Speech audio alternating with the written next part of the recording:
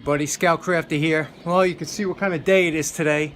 So let's go down the basement and get working in the shop. Now for today's project, we have a cleanup of an old Pexto, P-E-X-T-O, 15-inch spud wrench, monkey wrench, adjustable wrench, whatever you want to call it. But this thing is a heavy wrench, and I don't know why it is. I'm attracted to big tools lately. I don't know, but we got a little bit of jaw damage here, you could see. That's very common.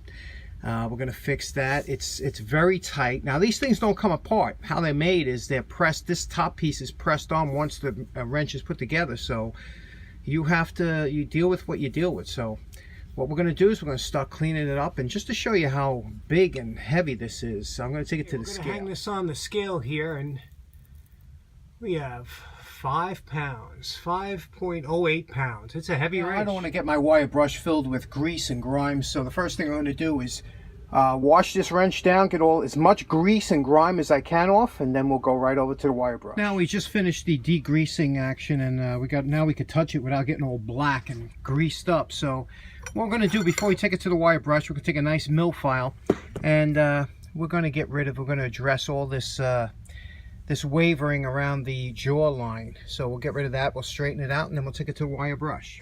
Now I have about a dozen different motorized tools that could have taken off this excess metal around the jaws, but nothing in the world beats working with a hand file, especially a nice sharp mill file. Here you see me, after I switch between a couple different files to get different pattern. After that, my next favorite thing, you know, the wire brush that takes off. It's so fast, works so well, and this big wire brush really works well for this huge tool. I didn't have too many small parts that I had to get into, so it worked really well. We finished with the wire brushing, came out real nice, and you could see we got off all the grease, the grunk.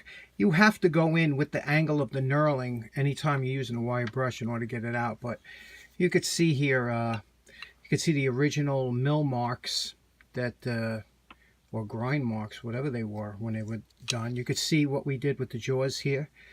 Very nice, blended in. You don't even see that damage anymore.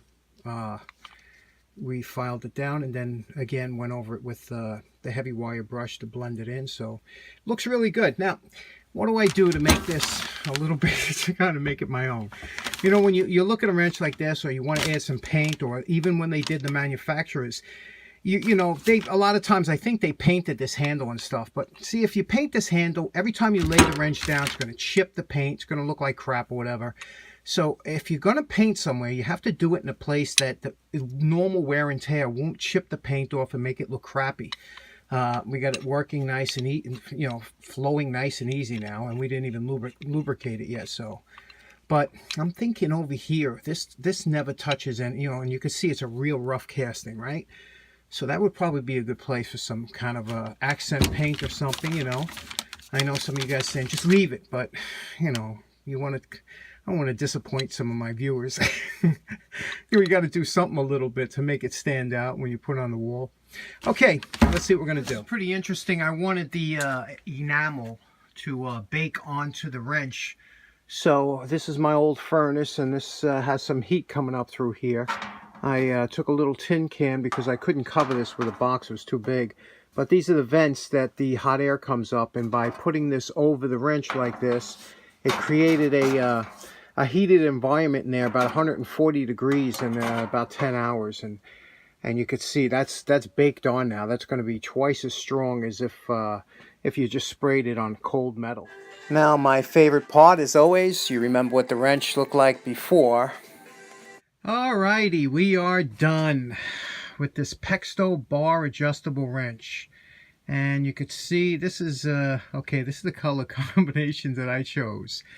I almost lost sleep over trying to figure out how to do this properly, but a lot of these used to come, they dip the whole handle in paint. I've seen them in green, I've seen them in different colors, but you see how I did the accent on the knurling, because the knurling looked messed up, but actually with the red it looks nice, and put a little red accent on. That's a Regal red. And the wrench came out nice. The top is polished out a little bit.